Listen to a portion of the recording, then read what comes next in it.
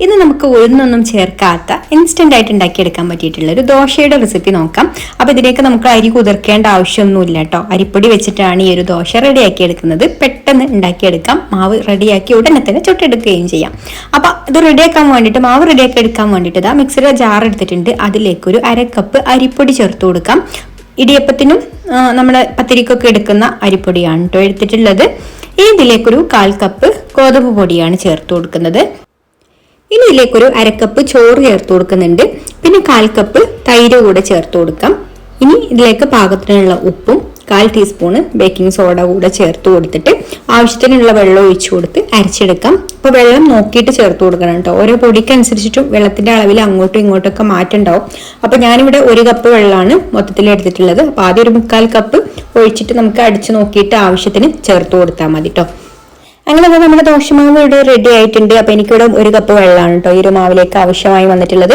അപ്പൊ ഓരോരുത്തരുടെയും പൊടിക്കനുസരിച്ചിട്ടുള്ള വെള്ളം ചേർത്ത് കൊടുത്തിട്ട് നമുക്ക് ആ ഒരു ദോശമാവിന്റെ കൺസിസ്റ്റൻസി എല്ലാവർക്കും അറിയാമല്ലോ, ആ ഒരു ലൂസിലാക്കി എടുക്കാം കേട്ടോ.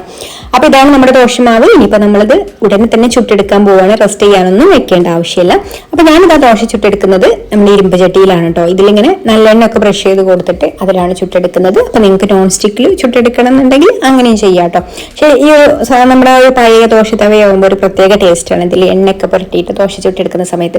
പിന്നെ നമ്മൾ ദോശ എപ്പോഴും ചുട്ടെടുക്കുന്ന സമയത്ത് നല്ല ചൂട് പാടില്ല കേട്ടോ. നല്ല ചൂട് പാടില്ല. അങ്ങനെ ചൂടായി കഴിഞ്ഞിട്ട് പിന്നെ തീ ഒന്ന് കുറച്ച് വെക്കണം. എന്നിട്ട് ഇതുപോലെ മാവ് ഒഴിച്ചു കഴിഞ്ഞിട്ട് ഒന്ന് ചുറ്റിച്ചു കൊടുക്കാം. ഇനി നമുക്ക് ഇതൊന്ന് അടച്ചു വെക്കാം. അടച്ചു വെച്ചിട്ട് മുകൾ ഭാഗമൊക്കെ ഒന്ന് ഡ്രൈ ആയി വന്നതിന് ശേഷം പിന്നെ തുറന്ന് വെച്ചിട്ട് കുറച്ച് സമയം കൂടെ ഒന്ന് വെക്കാം കേട്ടോ. അടിവശമൊക്കെ ഒന്ന് ചെറുതായിട്ട് മൊരിഞ്ഞ് കിട്ടാൻ വേണ്ടിയിട്ടാണ്.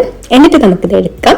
ഇനി നമുക്ക് ബാക്കിയുള്ളതും കൂടെ ചുട്ടെടുക്കാം. അപ്പൊ അടുത്തത് ചുട്ടെടുക്കാനാവുമ്പോഴേക്കും ദോശക്കല്ല് നല്ല ചൂടായിട്ടായിരിക്കും കേട്ടോ ഇരിക്കുക. പ്രത്യേകിച്ച് ഇരുമ്പിന്റെ ചട്ടി ആവുമ്പോൾ അങ്ങനെ നമ്മൾ ലോ ഫ്ലെയിമിൽ വെച്ചാലും അത്രക്കങ്ങ് പെട്ടെന്ന് ചൂടാറൂല. ആ ഒരു സമയത്ത് നമ്മൾ എന്ത് ചെയ്യണം എന്നറിയോ, ഇതിൽ കുറച്ച് വെള്ളം ഇങ്ങനെ പച്ചവെള്ളം തെളിച്ചു കൊടുക്കണം. അപ്പൊ ആ ചൂടൊക്കെ ഒന്ന് ക്രമീകരിക്കും. എന്നിട്ട് നമ്മൾ സാധാരണ പോലെ തന്നെ മാവ് ഒഴിച്ച് ചുറ്റിച്ചിട്ട് ദോശ ചുട്ടെടുത്താൽ അത് പെർഫെക്റ്റ് ആയിട്ട് കിട്ടും കേട്ടോ. പെട്ടെന്നൊക്കെ ദോശ ഉണ്ടാക്കണം എന്ന് തോന്നിയാൽ നമുക്ക് മാവൊന്നും കൂട്ടി വെച്ചിട്ടില്ലെങ്കിലും പെട്ടെന്ന് ഉണ്ടാക്കിയെടുക്കാൻ പറ്റിയിട്ടുള്ള നല്ലൊരു റെസിപ്പിയാണിത്.